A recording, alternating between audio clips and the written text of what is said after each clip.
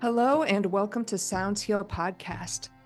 I am your host, Natalie Brown, and thank you so much for joining me as we continue to explore the fields of sound healing, sound therapy, and generally the use of sound for health and wellness.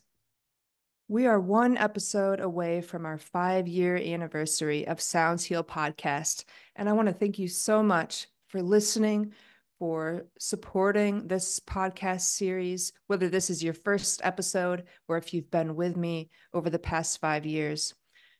I really do believe that we have an important archive of discussions and explorations of this sound field. So thank you again for being with me. I love looking back on the conversations and perspectives that we have explored. And I do ask you for comments, for feedback. Maybe you have recommendations on someone you'd like to hear from or questions that you'd like me to explore. Please do reach out and let me know at soundshealstudio.com. Today, our guest is Dr. Jeffrey Thompson.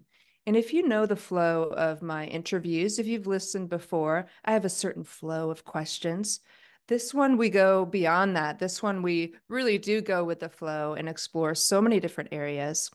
We talk a lot about what practitioners experience to bring them to the world of sound, the healing, the applying of that experience into our practice. And this journey from Dr. Jeffrey Thompson is really interesting. His background is as an artist, a musician, and a chiropractor. And he began to use precisely tuned sound frequencies to make chiropractic spinal adjustments and then cranial sacral adjustments with sound. And it was his work with influencing the autonomic nervous system of the brain with these tuned sound frequencies for healing that led him to sell his chiropractic practice and his home in 1988 and moved to San Diego, California, to create a research center and clinic to explore this sound work full time. And he has devoted these decades researching the effects of sound on us, on our consciousness, brainwave states, entrainment, the autonomic nervous system, heart rate variability, hemisphere synchronicity, so many fascinating things. He's really been at the top of this research for many, many years. He also has innovations like his patented neuroacoustic vibroacoustic sound chair and sound table.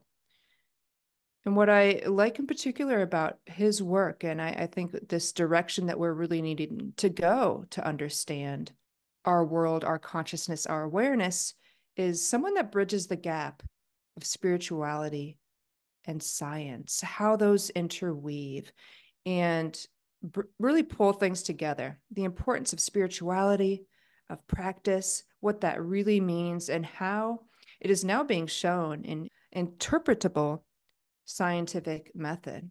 And that's what Dr. Jeffrey Thompson does. So step into this conversation, this space, this perspective, and I would really love to hear your interpretation of this conversation with Dr. Jeffrey Thompson. This podcast is sponsored by the Om Shop and Spa, located in Sarasota, Florida. The Om Shop is the country's largest showroom of vibrational sound tools, crystal bowls, Himalayan bowls, gongs, percussion, so many custom instruments. They have workshops, they have trainings, and most importantly, they are ready to assist you when you're looking for a particular tool to really up-level your practitioner practice. You can visit the omshop.com to see what they have going on online, or if you're in Florida, you can visit their luxury spa. Thank you so much to the Om Shop for their support, their sponsorship of this podcast. And thank you all again for listening and supporting Sounds Heal Podcast. Please enjoy this episode with Dr. Jeffrey Thompson. All right. Thank you, Dr. Jeffrey Thompson, so much for being here. I was just Yeah, mentioning, I know good to you're be here. busy. You have so much going on with your work and research and music making and so much more. So thank you for your time Well, today. yeah, it's all a very exciting, amazing, good stuff. And part of the good stuff is doing these kind of conversations. I mean, the conversation needs to be out there Right. in the world. We need to be talking to each other about what the heck is going on in this world of ours. I mean, if quantum physics is correct, and it aligns very closely with the most ancient texts on the planet, the Sutras of Patanjali, 4,000-year-old text in Sanskrit, the Upanishads, even the I Ching in China, 5,000-year-old texts, are all talking about the same stuff that physicists are discovering about the nature of reality at the core of the quantum field. That the scientific community 3 years ago made a public press conference statement that the new view in science of the nature of reality is um, consciousness. Number one, consciousness is a requirement for reality to exist. That that means that our little self-sentient life form here on Earth, stuck in the infinitude of space, somewhere in a back corner of a third spiral arm of some galaxy somewhere, that if we aren't here witnessing the universe doesn't exist. That's for the scientific community to put that out there. That's mind-blowing, because it means that the foundation of Newtonian physics, Isaac Newton with the apple dropping on his head, that governs all of the math that describes physics, high school and college and PhD level physics, and higher math to describe the universe, and orbital trajectories and gravity and second law of thermodynamics and all the rest of that stuff that we looked upon as real, the objective universe, is not so. that's that's a big one. That's a big one to swallow. I mean, it means that in the Newtonian universe, if people aren't here, if no sentient life forms are in the universe anywhere, there's still planets and nebula and all the rest of that stuff. From a quantum standpoint, if no people are here to witness it, it doesn't exist. It's a subjective uh, projection of a collective unconscious expectation of what reality is. We are Mm. all creating it. We all at the deepest connection level of the subconscious field, where we're all connected together into a single sort of consciousness. We all have our hand on the Ouija board, and that little thing is spinning around, spelling out the next moment from now based on our expectations. So that's heady stuff.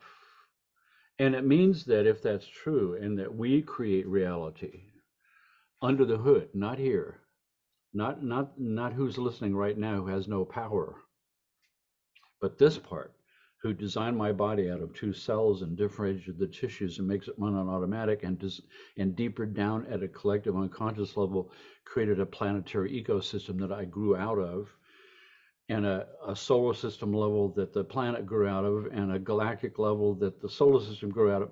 That part of me,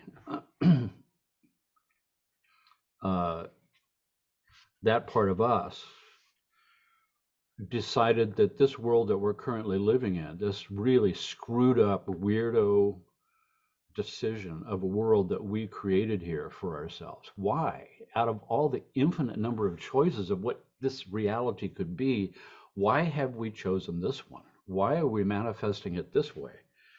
And, you know, and the answer is in these ancient texts where if there's a sort of a yin yang relationship with reality, and that's got to do with if I am not, if I am as some of the esoteric traditions call people being asleep, particularly George Ivanovich Gurdjieff, when he came over in the 20s, the first mystic to hit the U.S. with the ancient secrets and esoteric stuff from the ancient, like, esoteric brotherhoods or whatever, that people are asleep.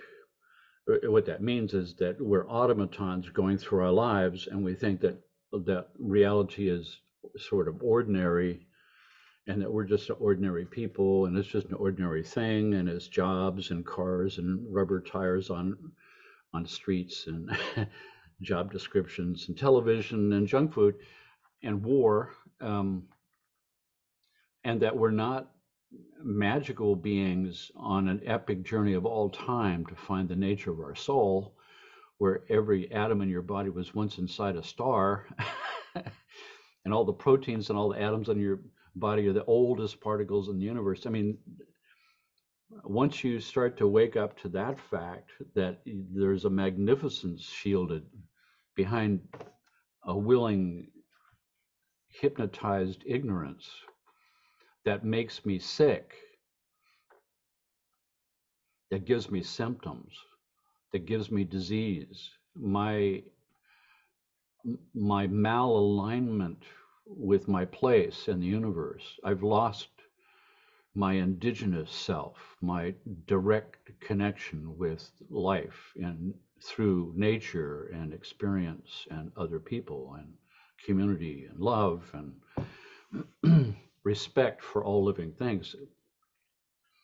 When we lose that, we are out of alignment with nature as a whole, the game that everybody else is playing except for us. And you don't screw around with the laws of nature, because the penalty is death. And so back to the ancient text, where what's the solution to this problem? The solution to this problem is to wake up. First, you have to wake up from being asleep. And once you wake up and you realize what was called the terror of the situation, as Gurdjieff put it, the terror of the situation, to me, that's a t-shirt. It's like waking up sucks. Because when you do, you realize just how messed up it is, and that you now have a conscious responsibility to do something about it. You can't no longer sit by. You can no longer just solve it by doing nothing and having palaver conversations in committee from now till doomsday, until the earth goes right over the cliff. That those of us who have some level of awakening from our sleepness and have an inkling of what our part might be, because everybody's got a part, that we have, each of us, a piece of the puzzle piece to make this change, that everything that we've seen in the past and everything we're seeing in the quantum physicist view of reality now are sort of coming together at a critical moment. And it's no accident, because that's how the universe works. It pulls it together, it synchronizes it apart, it has a new rebirth, and the phoenix comes out of the ashes of the old world and creates a new one.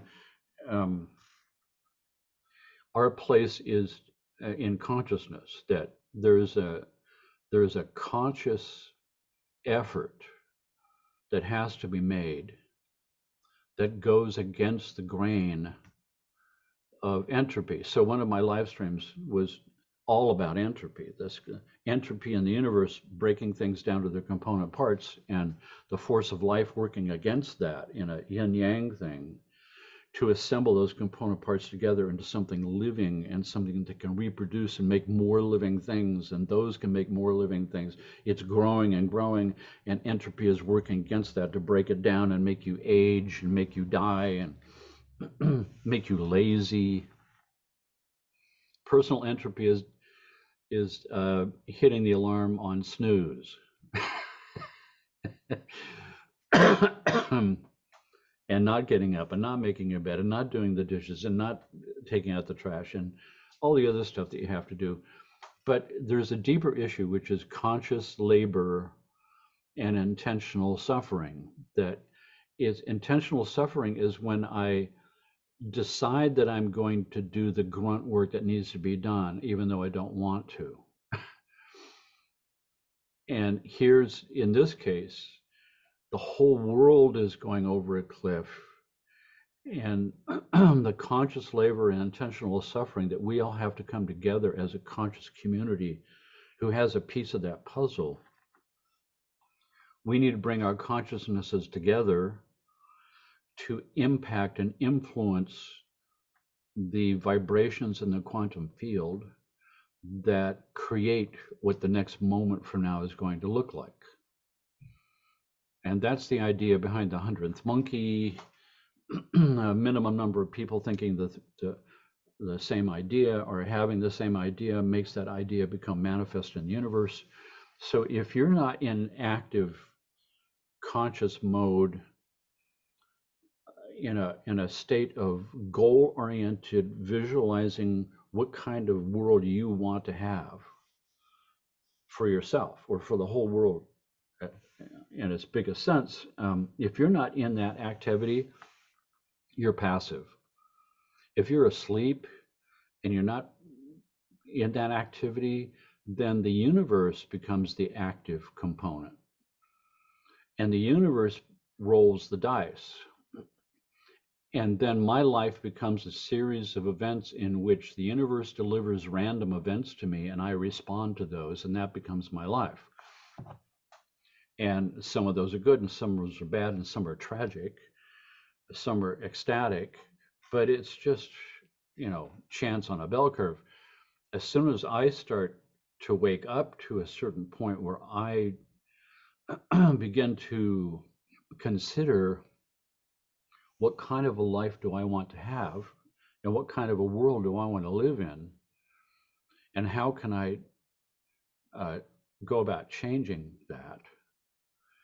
As soon as I get into that mode, I'm the active force and I'm putting pressure on the universe, and the universe responds to me and becomes passive. It delivers whatever I want. So it's kind of the ancient texts talk about this, that it's sort of like God comes to you and says, hey, you can have anything you want. All you got to do is ask for it without words, before a thought. This is the great kahuna tradition in Hawaii, the kahuna prayer. God grants all prayers.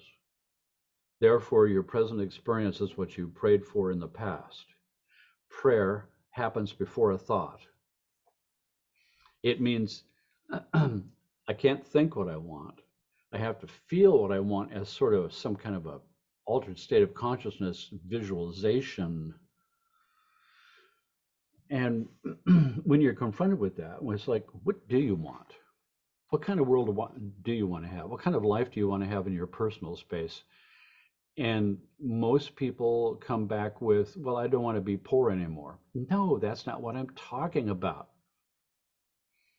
I don't want to be sick anymore. That's not it. I don't want to be alone anymore. That's not it. I have to flesh out what health looks and feels like to me as a vision, as something of what would it be like if I was perfectly healthy. Let me imagine that until I can feel it in my heart. That's how you ask the universe for what you want.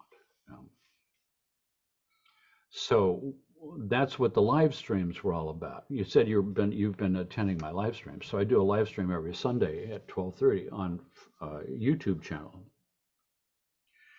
Concept behind that is an experiment in consciousness, an experiment with a radical idea that has arisen out of what has been outlined in the ancient texts and outlined in the present world by quantum physicists trying to explain the nature of reality. And one of the easy ways to understand the core of it is the most famous quantum physics experiment that lended itself, and it was the experiment by Schrodinger, the Schrodinger cat paradox. So this is probably a sophisticated audience and most people know, but some people always on a bell curve will not know. So I'm going to explain it without getting too heavy. Schrodinger was was working on the problem of what is the nature of reality at the deepest core of the quantum field. And what I mean by that is that my body is made of cells. Cells are made of chemical compounds. Those are made of atoms. Atoms are made of smaller parts, protons, electrons, and neutrons, and those are made of smaller parts, quarks and charms and hadrons and leptons, and you keep breaking them open, you get new fancy names on smaller particles. But when you look close enough at the particle at any of these stages, the particle appears to be solid far away, but the closer you get, the more you realize it's not solid at all. It's a vibrating field of energy that appears to be solid. It's sort of like the sand forming patterns on the metal plate with the sound coming through. The early experiments by Hans Jenny in the 60s. So we've all kind of seen that. Every frequency forms a new pattern. And so if you see these lines, and it said, well, it's forming these lines. But if you look close enough at the lines, they're not lines. They're dancing sand particles. And if you look at an individual grain of sand, it's made of chemical compounds, which are made of atoms, which are made of, so that's where this thing goes. And when you break the smallest particle apart at the deepest place you can go, you break through into a field of energy that is vibrating and forming patterns of standing waves. And what's vibrating can't be measured because it's too subtle. Nobody knows what it is, but we can see its effect because it's forming patterns of standing waves. Something's vibrating, but we can't measure it. The ancient texts say that what's vibrating is consciousness itself. That what they're calling now dark matter, because we can't measure it. The ancients called consciousness. And what is this vibrating pattern? It's an idea in the sort of the mind of the Godhead. What's the idea? This is the idea.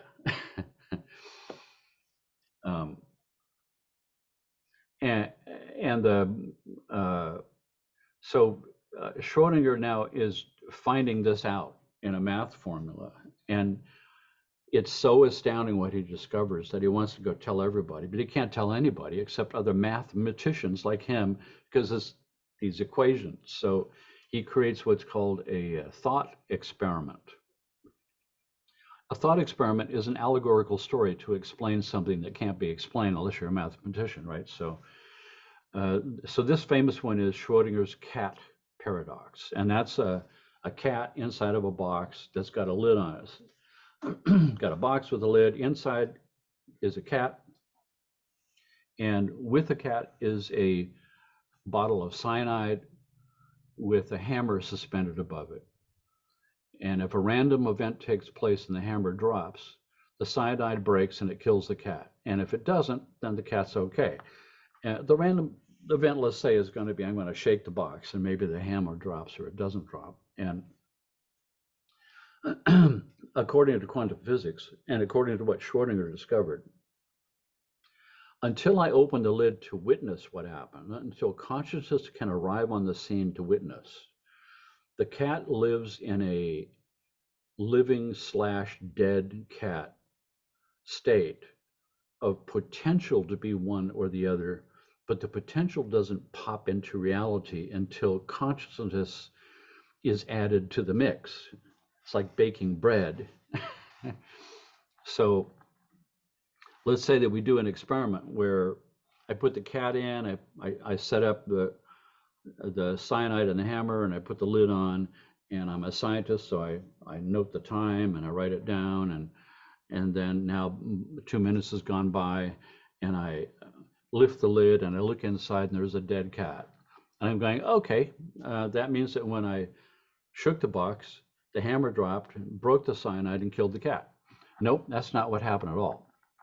What happened was when I shook the box, the cat entered into a twilight zone state of living dead cat, neither one yet, until 2 minutes later, I raise the lid and see a dead cat. I just now collapsed the field to a dead cat and created the past event. This is like crazy stuff. But if you can't translate the cat in the box to your present life, there's a scientist right here in San Diego that did that in a book called Star Wave. He's the physicist that was in that movie, What the Bleep Do I Know? Guy with the white hair. And he takes it on. He says, let's apply Schrodinger's cat paradox to ordinary life so we can understand it better. And so now it's going to be the next moment from now. So now is the only thing that truly exists, right? It's outside of time and space. You can't think yourself into the present moment because you'll always be late by how long it takes for a neuron to fire a thought. You're always late. You're never here, which means everything you think you are is an illusion. It's not real. It's an illusionary opinion or experience of something that just took place an instant ago, but it's not happening now. So the next moment from now is the closed box. And I'm going to arrive, whether I want to or not. And the lid's going to fly off the next moment from now. And I'm going to witness. And what's in that box is an infinite field stretching to infinity of every possibility that could possibly be for the next moment, all with an equal weight. That means that the next moment from now, we could be jellyfish in another dimension just as easily as my next word, right? The question is, why is it always my next word? Why isn't it jellyfish on Venus or something else? Why is it always a string of moment after moment after moment, word after word after word? Me here, you there. And the ancients explain that in the ancient texts, that when consciousness arrives on the infinite field of all possibilities, moment after moment after moment after moment, it has an expectation. It's not a clean slate. Consciousness has an expectation based on my belief systems. And my belief is that I live in this body. I'm a guy. My birthday is on Saturday. I'm going to be 76. I'm 75 years old. I can prove it. Look, I've got junk. I've got photographs. I've got a son who can tell you that he's known me for 30 years. And I've got photographs from the past when I was a baby. And I've got all kinds of proof that this is real. And in reality, I'm creating all of that right now in this moment. And then persisting that creation moment after moment after moment. The whole world and everything in it, all my proofs get reborn moment by moment by moment to prop up this illusion that I live in this body and you're over there somewhere. And in reality, I'm not here and you're not there. It's all one thing that consciousness is creating as a fantastical hyperdimensional movie with a pixel depth that you can't penetrate because it goes to a quantum level. It's this movie. And so if I was to shift something in my consciousness at the time when I'm outside of time, in the present moment, where I stand on the threshold of manifesting what the next moment is going to look like. That's a crucial pivot point, moment after moment after moment for me. And if I was somehow able to grab hold and control my consciousness before a thought in that field, deep underneath myself, and change my expectation, then the universe would say yes to that. Yes, sir. I mean, the universe is now passive. When I put force of consciousness into the universe, it becomes passive. I become active. If I'm not engaged in that, the universe is active and I'm passive. And I'm a cork floating around in the ocean, being buffeted around by crazy experiences the universe is delivering to me. And my whole life is responding to. Right. Right. And Uh, that's how we get stuck in the stress and the multitasking and that we have no control, right? Just it's everything coming out of the system. yeah, And we're doing it to ourselves. So now if I want to change that, and so to me that this is the quantum field explanation for spontaneous remission. How come I can have an inoperable brain tumor that's going to kill me in 3 months and there's nothing anybody can do, and tomorrow they do x-rays and there's no cancer, it's just gone? What the hell? I mean, from a Newtonian standpoint, that's impossible. From a quantum standpoint, they think it's the it happens wrong all the X-ray. time. Yeah. And I mean, time goes forwards and backwards, and things manifest and pop in and out of existence, and that's like daily duty for a quantum field.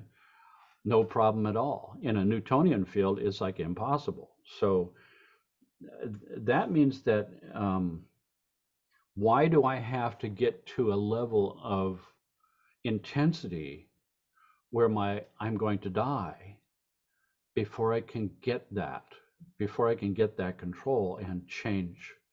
But it points out that it's an emotional level of intensity that is required at the threshold of the present moment to make that change. And that means that it's not just my consciousness has to go someplace, but my emotional space has to go someplace. And that's the key to it. Just imagining without the emotion, that doesn't work. And it's sort of like the affirmation problem, where, I'm abundant, I'm wealthy. I've got little stickers on my refrigerator on the wall, so I see them. I'm abundant, I'm healthy, I'm happy. And my subconscious is going, bullshit, bullshit, bullshit. I know that's not true because I'm having this experience. So no, when I look at one of those and it says I'm healthy, the reason I've got it there is to remind me that right now I could stop what I'm doing and get into a certain state where I could visualize myself until it hits me emotionally that I'm healthy. This is what healthy feels like. This is what it would be like if I was healthy. And the more I flesh that out and exercise that program, the more I muscle up my ability to shift the quantum field to make that happen. Now, it gets more powerful if we because there's power in numbers. So now if we get a number of people together that's the power of prayer. We've got one person in the middle with a circle of people around them praying that this person is going to get healed. And that's been measured, that's scientifically brought to scrutiny, that there is something that shifts there, something happens. Or we can all participate in Global Heal the Earth Day, right? We've seen those. We've all participated in those. We've all meditated and seen all kinds of highfalutin speakers during the day, and we have a universal Om chant. It's great. The problem is that it's not precisely focused enough to get the work done that you're trying to achieve. And my point is that today we have the technology and the 21st century know-how that we've never had before in all of human history to measure what happens in the brain when I'm in certain high states of consciousness that we're trying to achieve and get to, that makes it possible to shift the quantum moment. Right? So what does it look like when you're in a state of, quote, enlightenment or something in your brain? And those studies have been done. We know what EEG patterns look like in extremely high states of consciousness.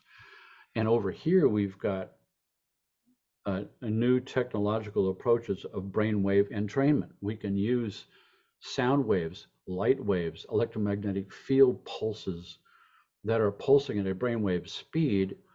It forces my body clocks to take my brain and want to align with that to save energy.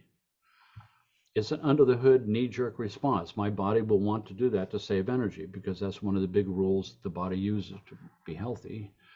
And we can commandeer the brain waves and take them from an agitated state down into this enlightenment state. Doesn't mean you're going to get enlightened. It means that we're going to stack the deck in our favor for a favorable outcome. And now we've got a tool like to take your brain to a gym and exercise an enlightenment muscle in brainwaves until eventually something does wake up. And the fact that we can entrain your brainwaves to any state we want, combined with the propensity of the body to constantly be under the hood, looking in the environment for drum beats to time itself to save energy. That's a phenomenon of coupled oscillators. And that's why when you are in the presence of another person for long enough and you have an impactical thing going on, that your heart rate and brain waves will start to synchronize up together just naturally. So if we get a group of meditators together sitting in a circle, then that entrainment thing is going to start to entrain the group together.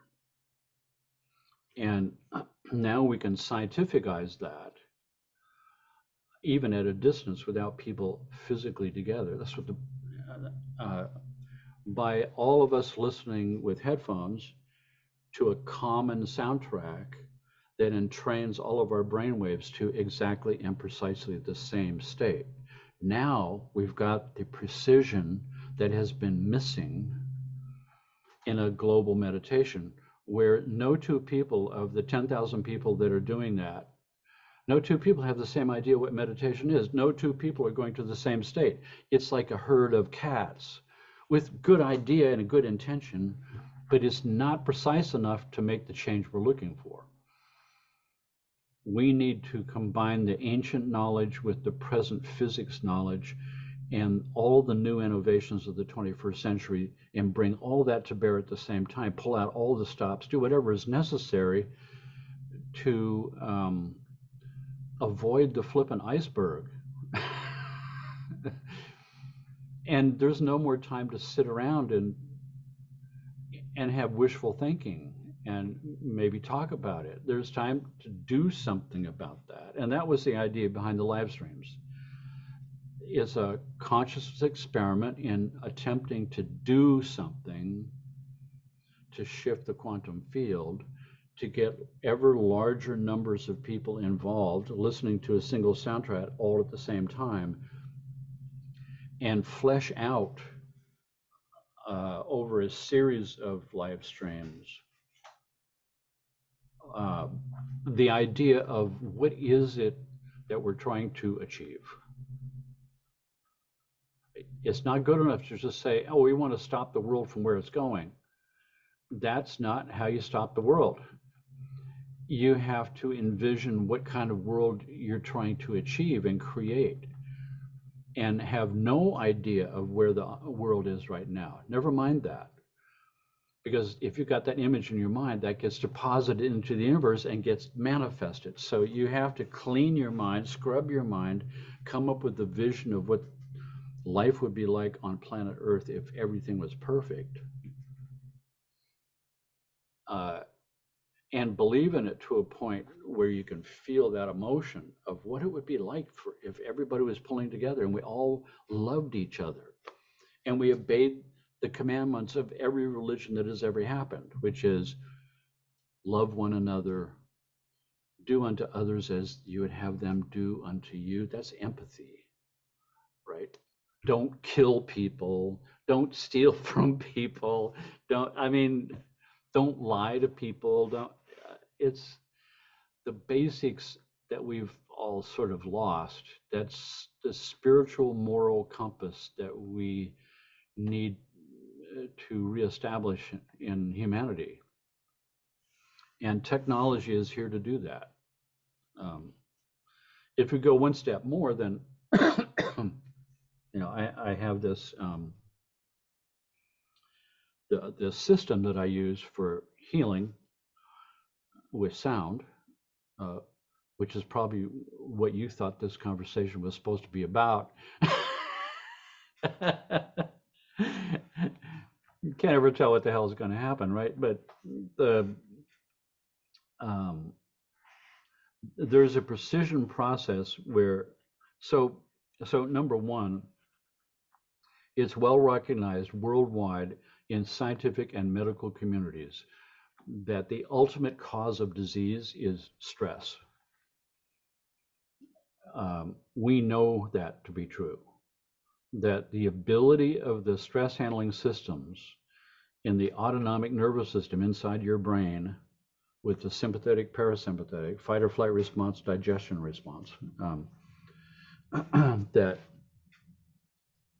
if that system is not up to handling the stresses coming at you, then it makes you sick. It's called allostatic load in the medical profession. Allostatic load is a measurement of how intact is your stress handling system versus the stresses coming at you from the inside and from the outside world.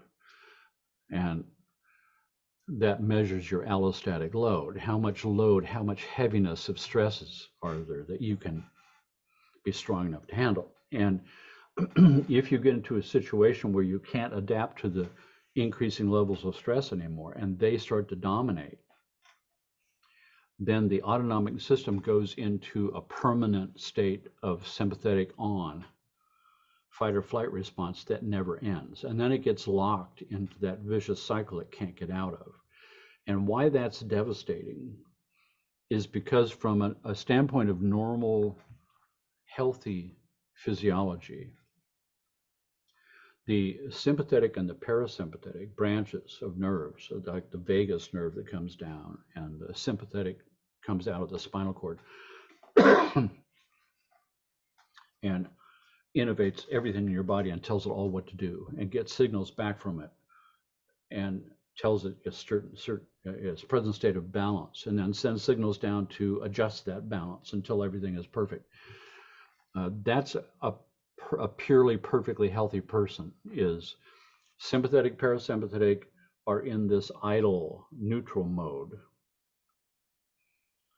called homeostasis, balance between the two. I feel no threat to my life, so sympathetic doesn't have to turn on and empty the reservoir to fight for my life. And when that's over, it comes back and the reservoir fills back up again, and the internal physician program works on its never-ending list of a million things to do to keep me balanced and harmony and tissues rebuilt and all the other stuff that has to go on under the hood here that this part is managing. And if I have a meal, the parasympathetic turns on and it pulls the energy out of the reservoir into my gut and my elimination system and does that job. And when that job is over, it comes back. So I'm supposed to be living in this zero stress place where the internal physician is doing its job. And if the stresses of my life get more than I can handle and the sympathetic turns on permanently, then the reservoir is empty. The internal physician program is disengaged. I'm in a permanent state of pulling energy from my gut, elimination system, immune system, and higher brain centers into my muscle to fight for my life. So I'm not really digesting my food properly. I'm not eliminating toxins properly, so they're building up in my tissues. I can't handle healing the emotional traumas that are stuck in my subconscious because I've had to stuff them there because I can't deal with them because the internal physician program is offline right now. And all of my organs and glands and biochemistry and meridians are starting to drift apart from each other because nobody's there to synchronize their function. And once they start to drift beyond a certain point, alarms go off. Symptoms. I have symptoms. Those are alarms going off. I go to the medical system. They do a bunch of tests. The tests come back negative because those tests are testing for pathology. We are not there yet. We're at the physical discombobulation phase, right? Where everything is functionally imbalanced and getting worse, and more symptoms are firing off, alarms are going off, and claxons and the lights are twirling, but nobody's home to answer the call. And eventually, these systems are going to drift so far apart that somebody does drop off the cliff and does become pathological and does show up on the medical tests.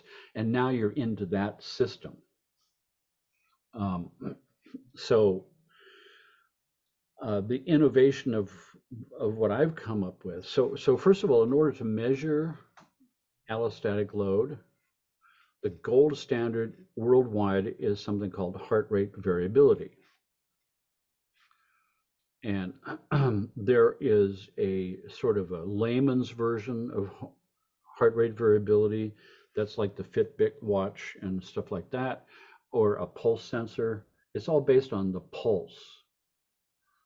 And the medical level, which is ECG pads, electrocardiogram pads that can go on your wrist or on your chest that pick up the actual electrical activity of the heart. That's in sharp focus now, because a lot of events happen between the electrical activity and the heart muscle contracting and the blood going out through the arteries till they finally reaches your fingertip where the little sensor is that's measuring the pulse. There's all kinds of factors involved there. So it's not an in focus picture. It's good enough to get a general sense of your stress levels, but not what I'm talking about. So what I'm talking about is the ability to have somebody come in and hook you up to a couple of wrist pads. And on my computer screen, I can see your sympathetic, parasympathetic nervous system live, functioning moment by moment right in front of me. And now I can do a simple test to measure how intact your stress handling system is. It's called a gravity test. It's an orthostatic test. What happens when I'm standing up or sitting up like you are right now, gravity is pulling the blood out of my head. To counter that, there's barometric receptors in my carotid arteries that sense the pressure. And when it feels it dropping, it signals an alarm response. Sympathetic turns on, kicks the adrenals, raises the blood pressure just enough to equalize gravity, and that's normal function. So all of us walking around have a little bit of sympathetic tone and a little bit of higher blood pressure to counteract gravity. When I lay down on my back horizontally, then there's no more gravity stress. So the system should collapse that function. We should see on the heart rate variability, when you first lay down on your back, we should see some sympathetic tone in place. That's normal.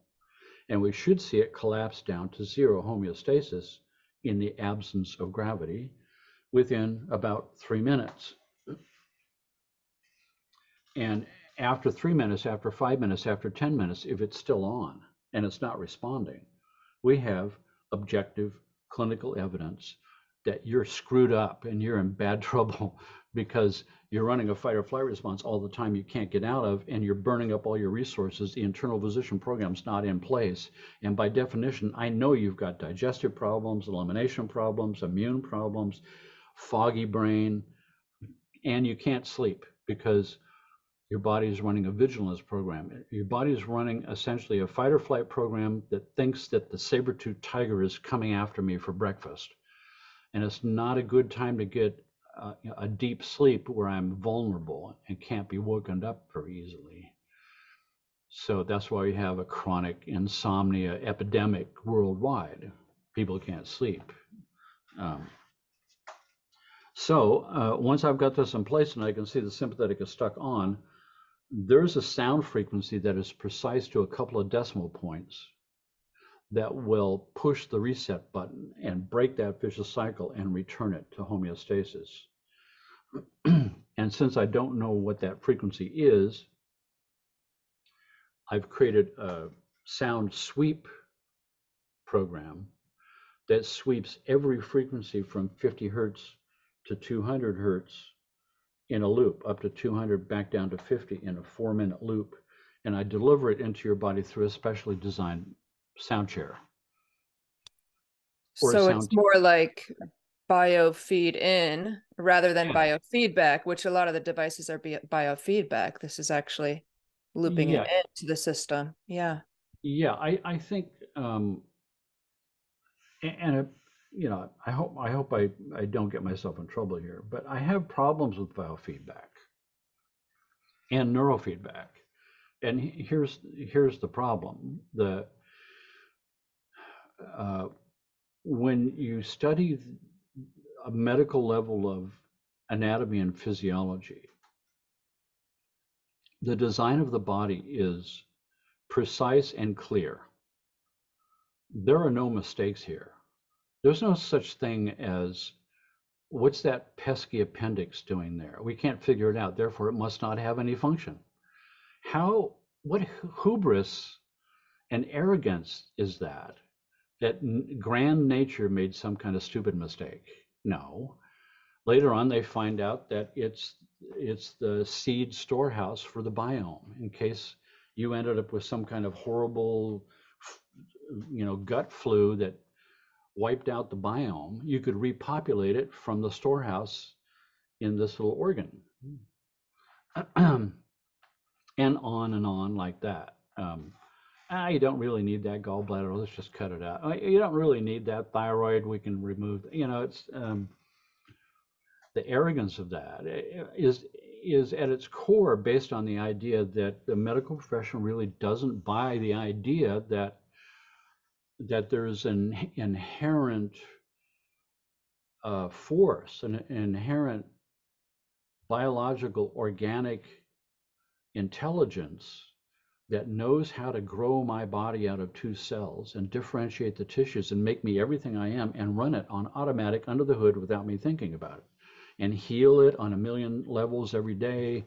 I cut myself and it bleeds, and somehow the bleeding stops and it closes up and it heals with the scar, and the scar drops off, and what the hell just happened there? That force right there that you just take for granted is on a million levels inside your body all the time, healing up joint tissue surfaces and because no damage is really done. When the cells that are dying from friction are being reborn to replace them at the same rate, so I don't need pain, I don't need inflammation. All this stuff is handled under the hood. The body is mind-blowing, and so at a certain point when I'm in chiropractic school in Iowa, where you are,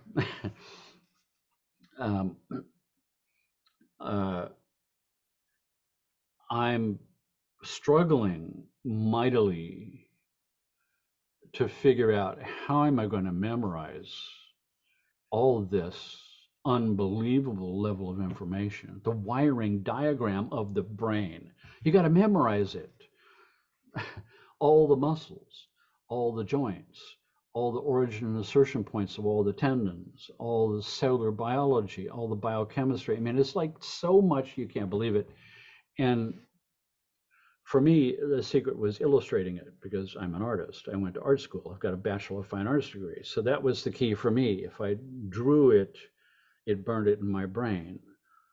Then I ended up selling those as study guides to fellow students, put myself through school as a medical illustrator. I mean, you never can tell what's going to happen. But one thing that becomes clear in that moment, I'm thinking, wait a second, time out.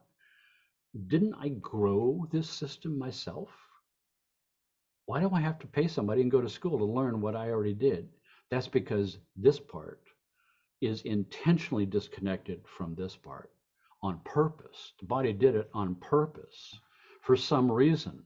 And even if we can't figure out right now what the reason is, that doesn't mean the reason's not there. It just means we're too stupid to see it yet. right? There's a reason why they're not connected. We don't want the monkey mind to be screwing around with the big machine.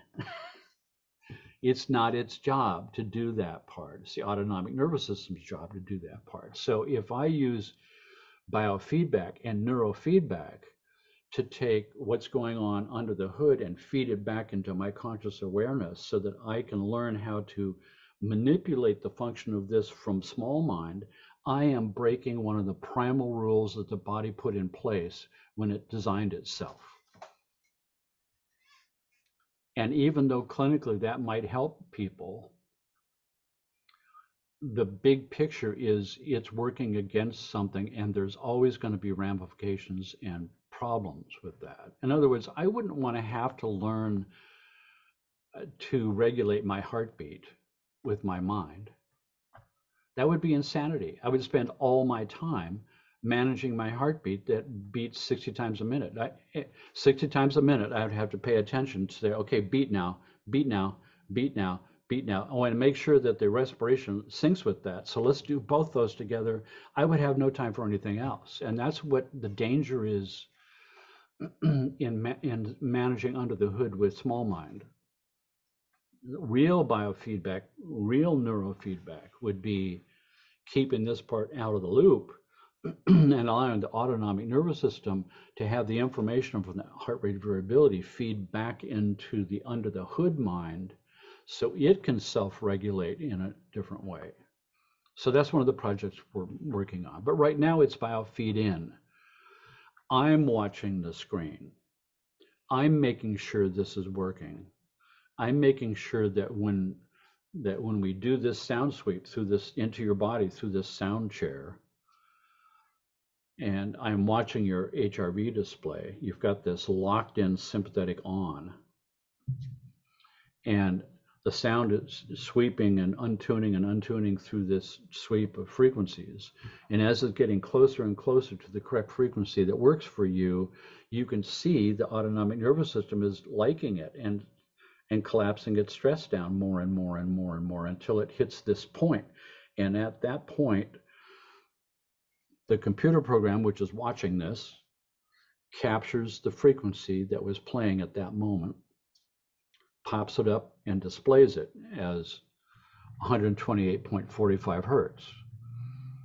And that's C sharp plus 23 on a digital keyboard, because you can tune between C and C sharp on a digital keyboard by 100 steps with a digital readout. So we're accurate to a couple of decimal points. And now I know that if I play that frequency through headphones, through the sound table, that I'm going to get this in the HRV, that I'm going to get balance in the autonomic nervous system. And now I can do that as a therapy. And I can give it to you to take home and listen to every day. And now we're going to the gym for your autonomic nervous system. Every time your nervous system goes here, it gets stronger to go here. It's burning pathways to be here. This and is it's getting by tapping into the body's natural reset, right? Rather than finding something out there, you've actually found their natural resonance that resets. It's a vibrational frequency that already is known, hardwired into the body. So the question now becomes, what's causing this effect? I mean, it seems like science fiction. How is it possible for me to lay somebody in a table with this HRV thing and play some frequency that would reset the master control system of your whole body with a sound wave? That sounds crazy. I mean, not to those of us who are steeped in the esoteric and holistic traditions, but we go, oh yeah, I knew that. No, it's because when we trace back what we talked about before, cells are made of compounds, are made of atoms, are made of smaller parts, and at the core of the quantum field is a vibration forming a standing wave. And each one of us represents a unique vibration in the universe. No two are the same. And that resonance, when you really look at it that way, the patterns are patterns on top of patterns on top of patterns, nested together mathematically based on the same laws of physics that we see operating in music theory, octaves and harmonics. Vibrational frequencies where the shape of the vibration fits mathematically with the other vibration, where they all nest together nicely, that's what we call a chord on a piano, right? And notes on the piano are just vibrational frequencies that are fit together nicely mathematically. And we like that because that's what our deepest consciousness used as a rule to design our body, which is nothing more than an infinite number of levels of magnitude of standing waves, more and more and more standing waves nested together as you zoom back from the quantum field into a person. We represent an almost infinite number of nested mathematical standing waves. All of it is vibration. And all of it, for me, is based on a central vibrating frequency that these are all harmonics and overtones and octaves of. So, yes, of course it should work. There should be a frequency that can make it happen. And it could be a light frequency, or it could be an electromagnetic frequency, or a sound frequency that are all octave lengths of each other. So this concept of octaves, where we get into the mathematics of music theory, where we have the law of octaves and the law of harmonics, where we have a wine glass, yes, pretend it's a wine glass, and we ping the wine glass, and it's got a note. And that note is its fundamental resonance in its atomic structure, in that shape, density, and mass. And now if I'm going to sing that note, tune my vocal cords to sing that note, the wine glass will start to resonate sympathetically, the law of coupled oscillators, because they want to save energy. And if I could get enough volume in my voice, if I was an opera singer, I could shatter the wine glass. I could overload it with its own energy signature, so it can't contain its own energy anymore.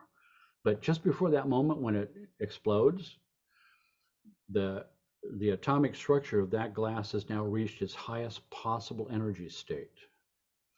And that we can do with your cells in your body, delivered through a sound chair, sound table. We can tune frequencies to specific cell structures and boost them to their highest energy state. And we know from neurophysiology and physiology in general that that's what healing looks like in the body. When the body goes into a healing state, the cell structures increase their metabolism, their energy state. We're just boosting them with sound waves into an energy state they couldn't achieve on their own, a super healing state. So it means that from one aspect, we might be resonating, when we're doing the sound suite, we might be resonating either the vagus nerve that taps into the autonomic, the vagus nerve controls the system, or we could be resonating the little organelles inside of the hypothalamus itself, which is the origin of the sympathetic and parasympathetic, the anterior hypothalamic nucleus and the posterior hypothalamic nucleus. Isn't it cool I know all these big words? I paid a lot of money and went through a lot of heartwork, and I'm going to use those words whenever I can because I paid for them. The origin of the parasympathetic and sympathetic nervous system, which has a little branch that comes out, goes into the brainstem and exits, and we call it the vagus nerve at that point. We may be resonating the organelle inside the hypothalamus like a wine glass. And I suspect that there's a certain level of deep unconscious pattern recognition where consciousness someplace in there knows exactly what frequency was used to organize this system and make it balanced. So it's pattern recognition of the right frequency. Whatever the case may be, that's another project on the shelf to figure out how do we research that? Where do we get the funding to afford use of an fMRI machine and a squid device and a $300,000 brain mapping EEG system to determine what's being affected? From a clinical standpoint, none of that matters. What matters is that we broke a vicious cycle for you, and your symptoms went away and you got better. The scientific community calls that anecdotal evidence and poo-poos it. To me, that's the most important evidence there is. You got better. But there's an interesting phenomenon here now. Once we ping the wine glass, we could, let's say that the wine glass pings at 200 hertz. If I sing 200, it resonates. If I sing 100, it resonates. If I sing 50, it resonates. If I sing 25, it resonates. If I sing 200 or 400 or 800 or 1600, it resonates. It's octave resonance. So we use the octaves downscale. The lower octaves activate the vibration sense network in your body through the sound chair.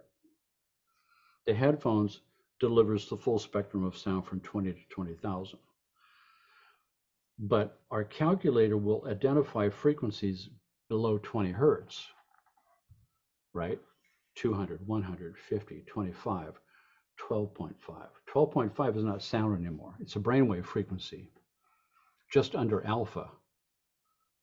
Alpha is 7 or 8 hertz to 13, and this is 12.5. So now we have identified a string of exact brain frequencies accurate to a couple of decimal points that are precise octave states of consciousness of this frequency that made this happen. Beta, alpha, theta, delta, epsilon, gamma, default mode network, and all the rest. We've identified 21 different brain states that we work with. And the EEG community is still stuck with 4. The original 4 I learned 50 years ago. Well, some of them at least included gamma now. Nobody's included default mode network. Nobody's included epsilon that I discovered in 1989. Frequencies below delta that are associated with out-of-the-body experiences and precognitive abilities and sort of metaphysical experiences. So that means that now we've found a direct mathematical clinical provable link between what's going on in the heart and the autonomic nervous system and different states of consciousness in the brain represented by brain entrainment frequencies, brain frequencies, which has started a 20-year program of research into the link between what's going on electrically in the brain and in the heart, because the law of octaves and harmonics is going to be operating there as well. But it means that now we have the ability that if I can use brainwave entrainment, and in particular brainwave entrainment with binaural beats, right? Monaural beats would be pounding on a shamanic drum, boom, boom, boom, boom, boom. That's a monophonic sound source that's pounding at a brainwave speed that would change your brain function from beta down to whatever that speed is. And the speed that's most often used by shamans is about 5 hertz. That's theta. That's where I go when I'm dreaming. And I'm going to take you from a waking state into a deep dream state without going to sleep first. That's a classic definition of a trance state. And a trance state and a meditation state and an altered state, all of that is the same stuff. So it means that I now have identified a series of hardwired brainwave states of consciousness that pick the lock of a program that make homeostasis, which is a prerequisite for healing. This has to be in place for the internal physician to be in place, using the energy from the reservoir to heal me. So if I entrain you to a beta or a theta or an alpha or whatever brain state that is an octave precisely, and I entrain you there, I can see the autonomic response balance, even if I have no sound playing, just the 2 binaural beats creating that pulse. I have proved that each of these brain states unlocks a healing program at the autonomic level. So now we get a new insight into sleep, that when my brain waves are slowing down through various stages in alpha, and then it crosses the borderline into theta, and I'm in dreaming sleep. Dreaming sleep is emotional, and that means that that's where emotions are healed. Alpha is an internalized holographic mental function, so that's where mental functions are healed, self-defeating belief systems. Delta sleep, slowest brain waves, is where physical healing takes place, because we know that lowest heart rate, respiration, body temperature, cellular processes, that's when the physical body is most quiescent, most difficult to wake up. That's physical healing in delta. And now we have a tool that can pick the lock of a program and make healing happen in your mind, in your heart, in your body, in your metaphysical body, in your sense of self body, default mode network, in your grand binding of all your senses, frequencies in gamma. You know, the interesting thing about gamma, 40 hertz, highest beta before gamma was discovered was 30 hertz. Then they discovered 40 in open brain surgery, because the higher the brain frequencies go, the lower the amplitude. So it couldn't penetrate the skull at 40. So you take the skull off and you put electrodes right on the brain. You can measure these frequencies: 40 hertz gamma, 100 hertz, 200 hertz. We're the only people in the world who've been experimenting with 100 and 200 hertz. We named them hypergamma and lambda. They're mind-blowing. I mean, the Dalai Lama did a research project in 2001 at the University of Wisconsin with a handful of his top monks who had been meditating for 30 years. They hooked them up to fMRI and fancy, EEGs. Where are these guys' brains going? Is there something special there? You bet there is. High amplitudes of gamma is what was present. And somehow they missed the fact that the amplitudes were high amplitudes of gamma. They were able to pick up gamma through scalp electrodes. The reason gamma had never been discovered was because gamma amplitudes are so low it can't penetrate the skull. What's going on here? Where's all the extra energy coming from to create high amplitude of gamma, when the rule is the faster the brain frequencies, the lower the amplitude? What's going on here? To me, that means that these monks in that particular state of meditation, a Tibetan Buddhist technique, are able to tap into a universal energy source, open the door to a higher level of energy source that is not my body. And now they've got all the energy they need to generate whatever amplitudes they need. And so that might give us a glimpse into the 100 hertz and the 200 hertz brain activity of Himalayan monks melting the snow around them or something.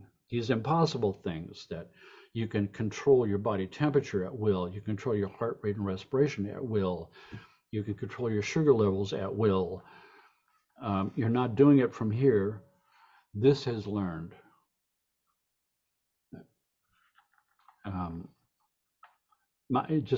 Amazing stuff. And we can identify all those as octaves that makes this happen. So one thing that we see in all these research reports, at all kinds of different meditation states that are extremely high, where does the brain go?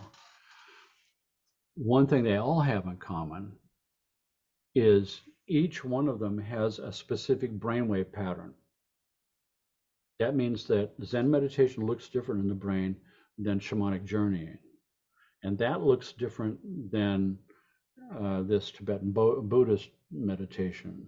Each brain frequency you can identify has a meditation window that it creates with a different technique. The other thing is synchronicity of the hemispheres is always present. And the third thing is homeostasis is always present. It would have to be, because when you're running a fight or flight response, your brain is shut down. There is no possibility of the flowering of civilization or the appreciation of beauty or music or art or dance or anything except my survival. Survival needs must be met before the arts are born, before civilization can flourish, before meditation can take place. That if I can achieve this place in myself, my safe place, where I feel my survival needs are 100% met and I'm safe, I don't have to worry about anything. Worry drops away. Something opens up when I'm in that state in me. The windows and the doors of my soul open, and I have the possibility of journeying wherever my spirit needs to go. And we can orchestrate that with science now. It's a whole new science of the evolution of consciousness, where we and our technology work together to save the world from the technological world we've created that's destroying us. That's right. Yeah, Got that's a right. poetic Zen kind of thing to it. And that's essentially what the experiment with the live streams is all about. Yeah, and what I'm kind of getting is, in a way, we actually could find our own natural resonance that resets, that gets us to homeostasis. But because of all the stress and everything happening in our system, We can't. There's too it's, much yeah, mud in the.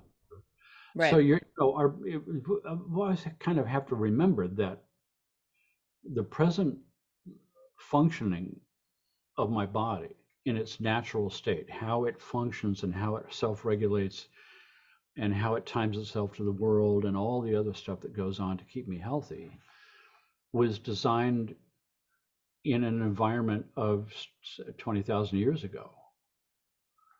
Uh, in other words, the body has the ability to morph and change. It's got the ability to adapt to slow evolutionary changes of a planetary scale.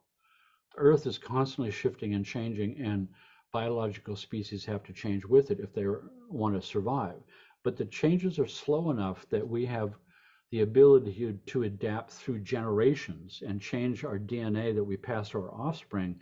They're the ones that change, and their children change, and it's a slow, gradual process of dancing with the change of the world over a large time scale. But since since the early 20th century, with the Industrial Revolution, all of that shifted. The acceleration of the pace and the rapid change of our environment has gone exponential. And then it became the information age. And the next step is going to be the AI age. It's just accelerating beyond anything that our bodies could ever hope to adapt to. We need another 10,000 years, and it's in our face like now. And so, I'm sitting in my recording studio here, surrounded by, $50,000 worth of equipment, racks and racks and big computers, and there's electromagnetic fields coming from the wiring in my walls that extend 6 feet out into the room. That's affecting my body clocks, which are trying to dance to that, but it's a part that doesn't dance back. I'm being fooled into thinking I'm going to save energy by dancing with this partner. I'm getting fooled into dancing for both of us. So I'm using twice the energy that I thought I was saving half of. That's stressing my system out. I walk outside and I'm exposed to invisible radio frequencies I'm not aware of. 10,000 channels, AM, FM, shortwave 1 and 2 and 3, military frequencies I'm not aware of, secret frequencies coming from 5G and my smart meter and all the rest of it, fumes from tailpipes and traffic jams and shit jobs working for an idiot boss who's got the emotional development of a 3-year-old. Does this sound familiar to anybody? And then it's back home to a rush for dinner and television watching the world burn, and tomorrow the alarm goes off again. That's not living. That's the 21st century marathon of stress for a body that was designed for a sprint. I was supposed to wake up with the sun and grab my spear and go chase some little animal. Then the sympathetic turns on for both of us, and it's all over in 5 minutes, comes back. That's my work day. Now I got to skin the animal and make some stew and pick some berries and make some babies, and that's my work. That's my life. It's like that's what this system is designed for. And when we're faced with a marathon of stresses for a body developed for a sprint, the only survival tool that we've got in place is to run a fight or flight response all the time, just to bullnose our way through with momentum. That's our only option. Now we've got a new option. We can use science and sound technology to break that vicious cycle and put it back. Take it to the gym and muscle it up until it's Arnold Schwarzenegger on the inside that's now strong enough to deal with the 21st century. We had to artificially input something to make it strong enough to handle where we are right now. And now combine that with the know-how a selected group of people on the earth, the light workers, the people who are awakened to at least some level, some more than others, of and get a glimpse that I have a piece of this puzzle that I only can help with. And now is the time in the world that we're called to action, to align what we know together in action, not talk. So that's why I love to do these broadcasts, because I'm doing my little part. Right. There's no more time to be polite, and no more time to sit on the sidelines, and no more time to be spiritually passive. Mm-hmm. Mm-hmm. We have to be spiritually active, and we have to bind together with like-minded people, and we have to get about the business of waking this planet up to its true birthright, which should be peace and joy and a grand, 4.5 billion years ago, when the earth was still molten and it was cooling off and the weather patterns were first showing up and the rain was coming down and the little pools of algae, single cell little organisms were showing up, right? And they're duking it out for the food morsels and battling it out, in the primordial ooze. Something happened at some point in that. Something happened, something clicked. These organisms all of a sudden realized that it's a survival advantage to cooperate instead of compete. So they started combining together in these symbiotic groups that became larger and larger. Pretty soon the two who joined together realized that if there was 3 or 5 or 10 million, the survival advantage increases. And eventually it crawled out of the ocean, became you and me. And so we are now these multicellular organisms that are forming this unbelievable level of synchronized symbiotic action where they're cooperating together. And now it's us as multicellular organisms around the planet duking it out for the food morsel, which is now called money. We don't directly hunt anymore. We hire a hunter with a symbol. And now there's not even symbols anymore. Like it's a credit card, it's a promise. It's not even a gold certificate. It's an IOU based on a belief system that something's got value. It's so crazy. It's but we have the possibility. And what I see happening out here is that there's other people like me who are organizing things together. It's like a hub. There's other hubs that are rising, and those hubs, when they rise up above the fray, start to notice each other. And the next step is for those hubs to align.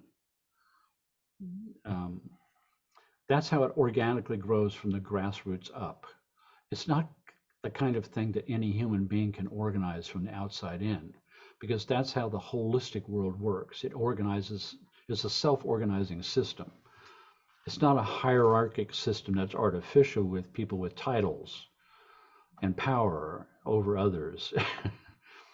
It's a homogeneous whole that arises spontaneously out of the need of the moment, which is, I see what's happening. There's a counterforce of the world going over the cliff. And it's an explosion of awakening. And it's a joy to see it. And thank you for your part, because you're part of that. Here is you with your puzzle piece doing what you're doing right now, having me and others who have a piece of the puzzle and presenting that to large groups so that they can be influenced. So blessings. All right, thank you. And let's talk about just briefly, just to bring us to a close, about how you're trying to kind of bring in that brain synchronicity or global mind at the end of your live streams. Since we've mentioned the live streams a few times, is some music that you're putting out there. Maybe Yeah. just mention a little bit about the flow, and I think on your birthday you're releasing something else. Yeah. Thank Just you for mention what mentioning those that. are. Yeah. Yeah. So I'm currently creating a whole series of new sound work. Um, the first one was the flow, and the flow state as a very specific brain state. And all of these are based on peer-reviewed PubMed journal articles. The flow state is now definitely the borderline state between theta and alpha, which is somewhere between 7 and 8 hertz, depending on which textbook and bell curve study you're looking at. So there's that one. We know that people like Tiger Woods, when he can hit a hole in one and it's just him and the ball, but there's 30,000 people standing around, and there's 50 million people on television watching, and there's like $100 million riding on this shot. And how do you clear all that away? It's a Zen thing. It's a meditation moment. He's learned how to exercise that muscle. He's exercised how to clear it all out, clear the whole universe until it's just him and this ball. And he looks down the field and he says, I want this ball to go there. And he allows his unconscious quantum computer to make all the necessary calculations of muscle tension and wind velocity and distance ratios and swing mechanics. Let's releases it all from here. This part is saying, oh no, I don't know if I can do this or not. Well, what angle do I have to have? No, it's not done from here, it's done from here. So if I can release this to here, my brainwave goes somewhere when I'm in that process. Everybody who has been measured, who is a master of their field, who can do the impossible and make it look easy, goes to the same brain state. It's the borderline state between, alpha and theta. And we already been working with borderline states for 30 years. We were the first people to come up with that. The idea that the borderline state between beta and alpha and theta and delta and epsilon and beta and gamma, these are bona fide brain states of their own that have always been passed over. I mean, I'm now in the alpha state, and now I'm in the theta state. I crossed over the bridge. Wait a second, that bridge is a thing. That bridge is a place of its own, and it can be exercised and widened. So that's what we built into the flow, and we're going to put a whole series of these out. The next one is, so once we understood that, once I discovered epsilon below delta on an EEG study with patients over 2 years, I'm seeing this. I'm entraining down to deep delta, which is down about 1 hertz to 0.5 hertz, one brain pulse every 2 seconds. Very slow, very large amplitude. All of a sudden, I'm seeing the amplitude go right off the screen.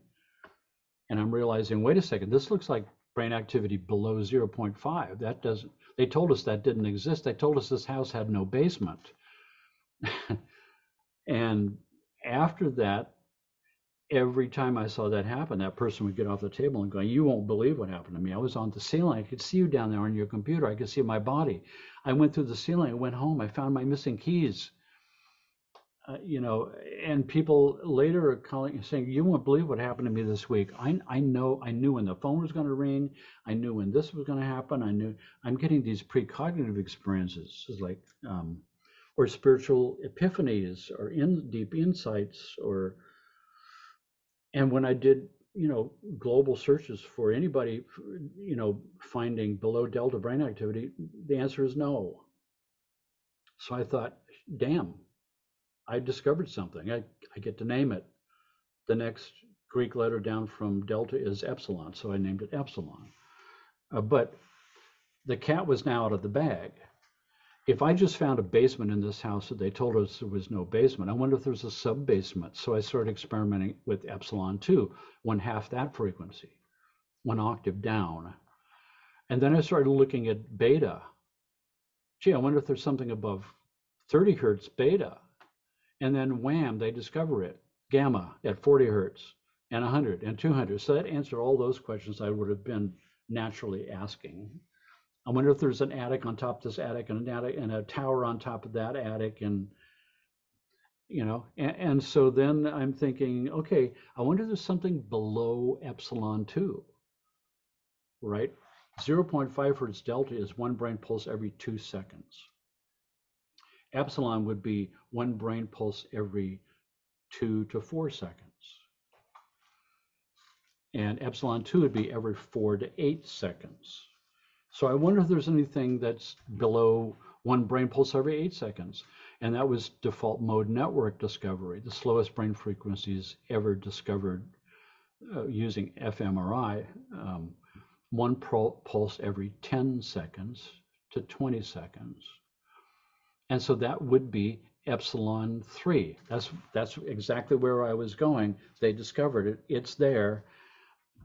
My intuition was correct that once I see the pattern of how the universe has put itself together, you can start to make predictions about where it's going to be. There's going to be frequencies below default mode network and probably frequencies above 200 hertz because the universe doesn't have a start and an end point.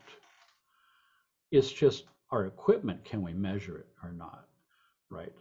So I started experimenting with frequencies, brain entrainment frequencies below default mode network at one brain pulse every 20 to 40 seconds and every 40 to 80 seconds. I called it iota, the next Greek letter. So now we've got iota 1 and 2. That's one brain pulse every 20 to 40 seconds. That's extremely slow. Now we're getting into earth pulses, nature respiratory rhythms. And so what kind of meditation state would that be? It would me reconnecting my indigenous self to the planet, to living life forms that work at a different scale. And then just 2 weeks ago, science confirmed that. They have scientists around the world have noticed that there is an earth pulse every 26 seconds. That's within the iota range. So it's now confirmed. There's a mystery pulse in the earth every 26 seconds. Nobody knows what's causing it. They call it the Earth's heartbeat. Whereas the Schumann resonance, which is 7.83 hertz, which is an electromagnetic phenomenon, is at 7.83 hertz. That's the borderline between theta and alpha. It's the same zone where the flow state is. I put the flow state at 7.5, midway in between. 7.83 is the Schumann resonance. So I've created that soundtrack too. That will come out in a string of releases. But on my birthday, it's going to be iota, and that's the true seekers after truth, consciousness explorers who are willing to go into unknown territory of in training my brainwaves to this unbelievably extremely slow state that we know now is synchronizing up with Earth's heartbeat. That's pretty cool. I've got the cover if you want to see it. Yeah. So there's iota 1 and 2. This will be iota 1.0. I also have a cover for the flow soundtrack. That's this one. So brainwaves, 7.5 hertz. Mm-hmm. Yeah, so down here you can see iota brainwaves, 0.0156 hertz. Wow. One brain pulse every 26 seconds. Mm.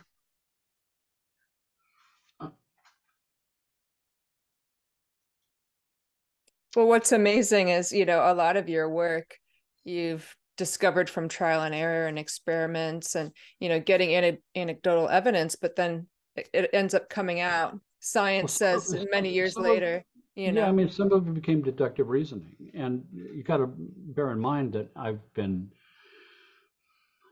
I'm both Dr. Frankenstein and the monster.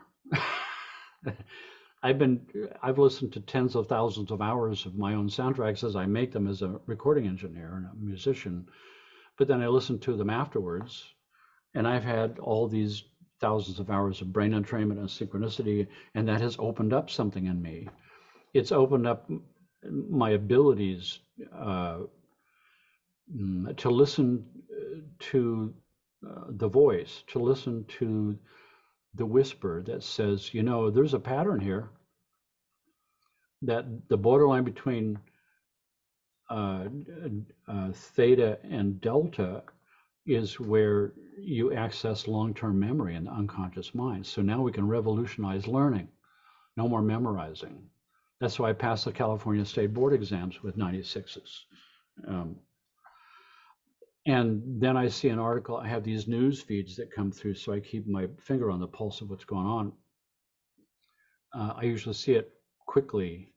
So one of them was a study done of prodigy, high IQ children, graduating from Harvard at 12 with a PhD, right? Those kind of kids. Is there something different about these kids' brains? Well, yeah, of course you would expect so. So let's hook them up. Let's take, X number of kids, a whole bunch of those kids, and let's hook them all up and see if there's something common. Yeah, there is something common. A borderline state between beta and alpha. Beta function is, a rational thinking mind, single focused, goal oriented, and alpha is the opposite of that. A holographic mind, peripheral vision, focused on everything. You can do either one of those or the other, but you can't do them both at the same time, except if you've got a super high IQ. Then you dwell there. That's where you spend most of your time. And so that means that you could focus on a single task and be aware of the entire field at the same time. And the reason most of us can't do it is because it takes a huge amount of CPU power in your brain to do all those calculations. And if you don't have enough CPU power, then you can't do that. CPU, IQ. But like anything else, it can be trained up.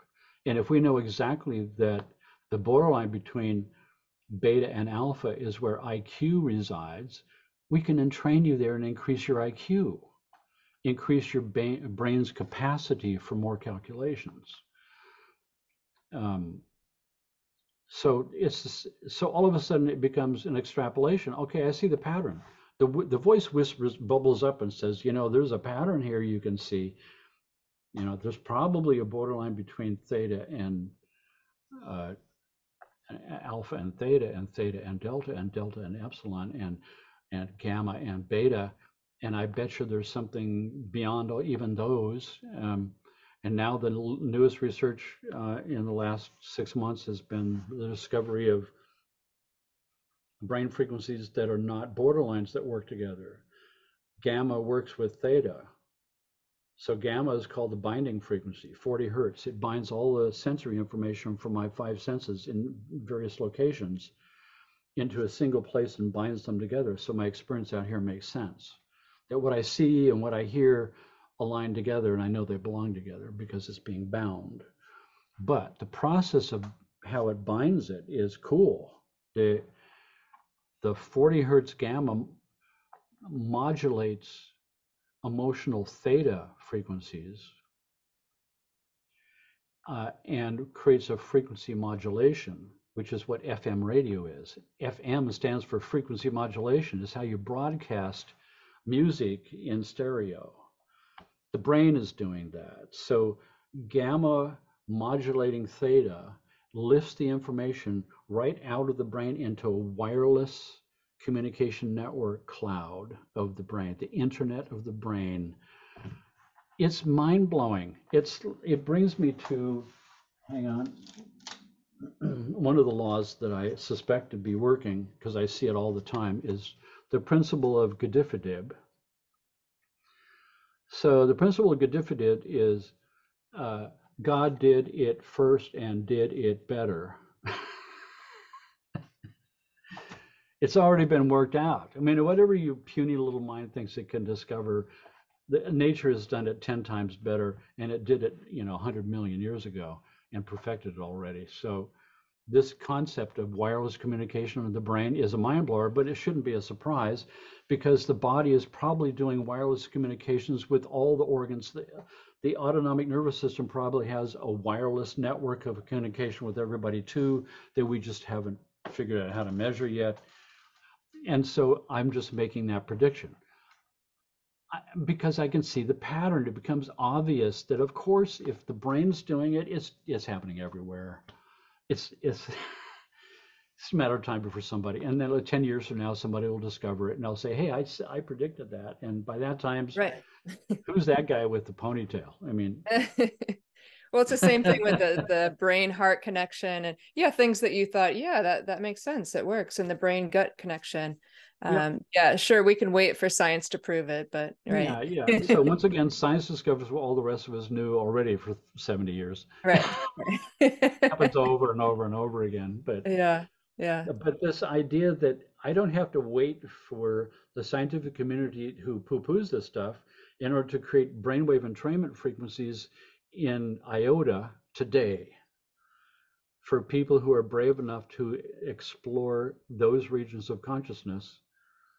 Um, join me and let's go on that journey together because it's not going to be bad. Nature doesn't make bad things. Doesn't make wrong Exactly. decisions. Yeah. All the things that are nested in my system and my body are harmonious. It's there to expand my abilities to be happy and productive and more alive and healthier, Mm.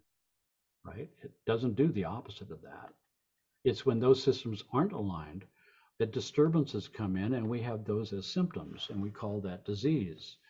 But the ultimate, I mean, you pick at a word, dis-ease, a state of non-ease. And the ultimate state of ease physiologically is zero stress in the system, zero stress. Homeostasis is the ultimate non-ease state. It's the ultimate ease, which means it's the ultimate healthy. And anything that is not exactly this is dis-ease of some level. So yeah, I mean, that's after that is just a deepening of your connection with yourself and your world.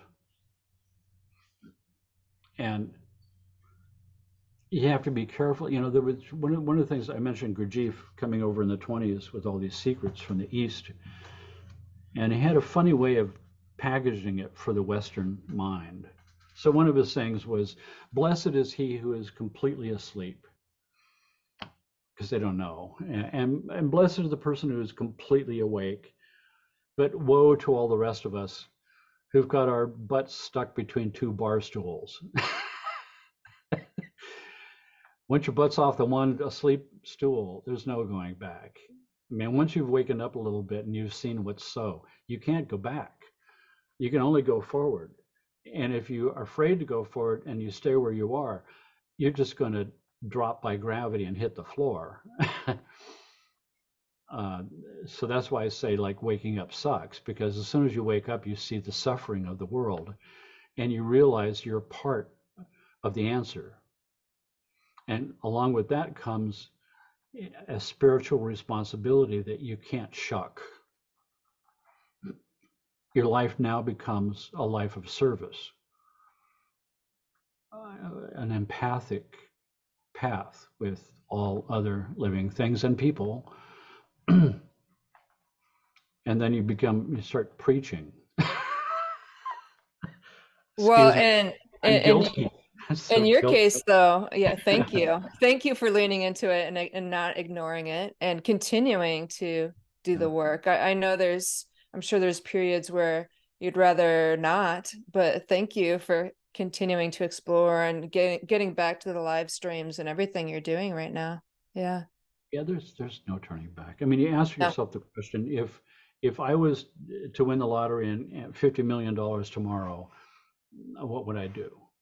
All of us would probably do the same stuff. We'd buy a whole bunch of stuff that we always wanted to have, and we'll travel all over the world and go all of these cool places we've never been to. But at some point, the traveling and the money spending is over, and you're back in your mansion with the same problem you had before. What do I want to do with my life? And if the answer to that question is different than what you are doing with your life, you need to rethink. um, And if what you're doing with your life already is aligned and it's filled with the joy, even if it's the joy of trying to help the situation, as terrible as that situation is, there's a joy in it. There's a joy in stepping into your place and doing it. And if you had a choice, I wouldn't do anything different. I mean, there's no possibility of retiring. I mean, laying on a beach, I would be mad. I'd be in a rubber room in no time. I mean, there's no turning back from it. It's sort of like me as a composer and a musician. It's like, when I'm 65, oh, it's good. I don't have to make any more music. Or an artist, oh, now I can get rid of those paintbrushes, for Christ's sake. I don't have to do that anymore. No, it's not like that. So anyway. No, that's part of who you are, what you need to express. Yeah. Oh my gosh, thank you so much for your Yeah, this time, is great. for Thank exploring you. this with me. I mean, I'm gonna have to have you back. There's so much more to explore. Thank I you love that so stuff. much. Thank you, thank you. Didgeridoo's behind you, by the way. Yeah, yeah, I've Like, got a oh few. my God, look Yeah. at that beautiful thing up there. Yeah, yeah. Wow. We have So our things, right? We have our apropos things. for the sound Yeah. talk. Thank you Perfect. very much for what you're up to and what you're doing, and all my support for you. Anything I can do to help. Thank you So so much. I'll see you again, again, I'm you're sure. welcome. Okay, be well. Thank you for tuning into this episode of Sounds Heal Podcast, sponsored by the Om Shop and Spa. You can keep up to date on what's coming up next at soundshealstudio.com, on Facebook at Sounds Heal Studio, Instagram, Natalie Brown, Sounds Heal, and you can watch previous episodes as well as listen to some sound meditations on the YouTube channel, Sounds Heal Studio. Be well and stay tuned.